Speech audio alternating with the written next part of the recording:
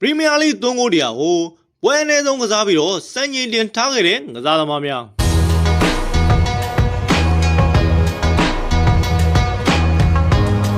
အားလုံးပဲမင်္ဂလာပါစူသာ99 Football Channel နေပြီးတော့ညီကိုတွေကိုနှွေးထွေးသွားကြိုလိုက်ပါတယ်ဒီနေ့မှာတော့ပရီးမီးယားလိဂ်ပြိုင်ပွဲမှာ3ဂိုးတရားရရှိဖို့ပွဲရည်အတွက်အနည်းဆုံးကစားပြီးတော့စံချိန်တင်နိုင်ခဲ့တဲ့ကစားသမား10ယောက်အကြောင်းကိုပြောပြပေးသွားမှာဖြစ်ပါတယ်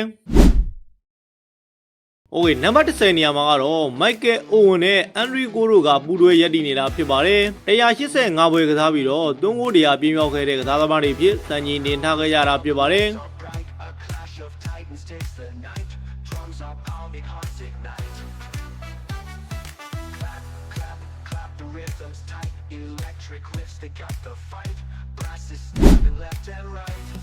နံပါတ်9နေရာမှာရှိနေကြတာကတော့ Les Ferdinand ပဲဖြစ်ပါတယ်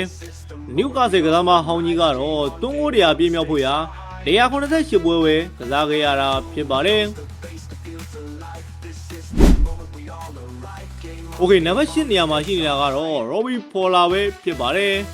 လီဗာပူးကန်ဝန်ကစားသမားဟောင်း Robbie Fowler အနေနဲ့ကတော့185ပွဲပဲကစားပြီးတော့3ဂိုးတရားစံချိန်ကိုရရှိခဲ့တာဖြစ်ပါတယ်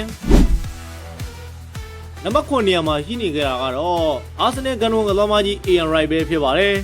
သူ့အနေနဲ့ကတော့3ဂိုးတရားရရှိဖို့ရအတွက်193ပွဲပဲကစားပြီးစံချိန်တင်ထားခဲ့တာဖြစ်ပါတယ်โอเคနံပါတ်6နေရာမှာရှိနေကြတာကတော့လက်ရှိလီဗာပူးသင်းရဲ့တောင်ပံကစားသမားမိုဟာမက်ဇာလက်ပဲဖြစ်ပါတယ်သူ့အနေနဲ့ကတော့3ဂိုးတရားရရှိဖို့ရ162ပွဲသာကစားပြီးစံချိန်တင်နိုင်ခဲ့တာဖြစ်ပါတယ်โอเคနံပါတ်5နေရာမှာရှိနေကြတာကတော့အာဆင်နယ်ကန်ဝန်ကစားသမားကြီး Thierry Henry ပဲဖြစ်ပါတယ်Henry အနေနဲ့ကတော့3ဂိုးတရားရရှိဖို့ရအတွက်ဝက်ရည်160သာကစားပြီးစံချိန်တင်ထားခဲ့တာဖြစ်ပါတယ်โอเคနံပါတ်4နေရာမှာရှိနေတာကတော့မန်စီးတီးရဲ့ကန်ဝန်ကစားသမားကြီးဆာဂျီယိုအဂွေရိုပဲဖြစ်ပါတယ်သူ့အနေနဲ့ကတော့3ဂိုးတရားပြင်းမြောက်ဖို့ရ149ပွဲပဲကစားခဲ့ရတာဖြစ်ပြီးတော့စံချိန်တင်ထားခဲ့တာဖြစ်ပါတယ်နံပါတ်3နေရာမှာရှိနေကြတာကတော့တပတ်ကစားသမားဟောင်း Harry Kane ပဲဖြစ်ပါတယ်Harry Kane အနေနဲ့ကတော့3ဂိုးတရားရရှိဖို့ရာ140ပွဲထဲသာကစားပြီးတော့စံချိန်တင်ထားခဲ့တာဖြစ်ပါတယ်နံပါတ်2ကတော့နျူကာဆယ်ကန်ဝန်ကစားသမားချင်းကိုလက်ရှိချိန်မှာချိုးဖျက်ခံလိုက်ရပြီဖြစ်ပါတယ်ဒီစံချိန်ကိုနှစ်ပေါင်းတော်ရတဲ့ဒီဘယ်သူကမှချိုးဖျက်နိုင်ခြင်းမရှိပေမဲ့လက်ရှိချိန်မှာကတော့ချိုးဖျက်သွားခဲ့ပြီဖြစ်ပါတယ်โอเคအဲ့ဒါကဘယ်သူလဲဆိုတော့တက်ရုပ်ကြီး Erling Haaland ပဲဖြစ်ပါတယ်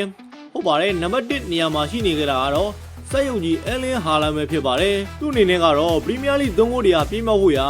130ပွဲပဲကစားခဲ့ရတာဖြစ်တဲ့အတွက်ပွဲရည်အတွက်အနည်းဆုံးနဲ့3ဂိုးတရားပြင်းမြောက်တဲ့ကစားသမားဖြစ်စံချိန်သစ်တင်နိုင်ခဲ့ပြီဖြစ်ပါတယ်စက်ရုပ်ကြီး Erling Haaland အနေနဲ့ကလည်းပရီးမီးယားလိဂ်ကိုရောက်လာပြီးကတည်းကဟိုစံချိန်ကိုချိုးလိုက်ဒီစံချိန်သစ်တင်လိုက်နဲ့စံချိန်ဟောင်းတွေကလည်းတဖြည်းဖြည်းနဲ့ကျိုးပြတ်နေပြီးတော့စံချိန်သစ်တွေကလည်းသူ့အတွက်နဲ့ထက်ကတင်နေရတာဖြစ်ပါတယ်နောက်ထပ်လည်းစံချိန်သစ်တွေတင်ဖို့ရှိပြီးတော့စံချိန်ဟောင်းတွေလည်းကျိုးပြတ်ဖို့ရရှိနေတာဖြစ်ပါတယ်โอเคဒါကတော့ပရီးမီးယားလိဂ်ပြိုင်ပွဲမှာ3ဂိုးတရားရရှိဖို့ရတော့ပွဲအနည်းဆုံးကစားခဲ့ရတဲ့ကစားသမား10ယောက်ကြောင့်ကိုပြောပြပေးခဲ့တာဖြစ်ပါတယ်ဒီကိုတွေရောဒီကစားသမား10ယောက်ထက်ကဘယ်ကစားသမားကိုအကျယ်ဆုံးလဲဆိုတာကိုကွန်မန့်မှာပြောပြခဲ့လို့ရပါတယ်ကျွန်တော်အနေနဲ့ကတော့လက်ရှိစံချိန်တင်ခဲ့တဲ့စက်ရုပ်ကြီး Erling Haaland ကိုအကြိုက်ဆုံးလို့ပြောလို့ရပါတယ်ညီကိုရဲ့အမြင်ကိုလည်းကွန်မန့်မှာပြောပြပေးခဲ့လို့ရခဲ့ပါတယ်အဆုံးထိကြည့်ရှုပေးကြတဲ့ညီကိုတယောက်ချင်းစီတိုင်းကိုကျေးဇူးထူးပဲတင်ပါတယ်